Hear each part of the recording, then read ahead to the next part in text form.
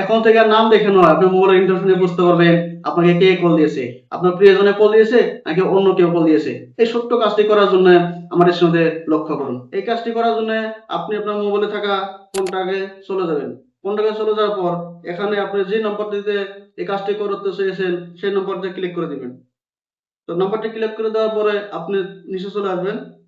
নিচে চলার পরে আসলে এখানে দেখবেন এখানে একটা অপশন রয়েছে কন্টাক্ট রিংটোন, এখানে ক্লিক করে দিবেন।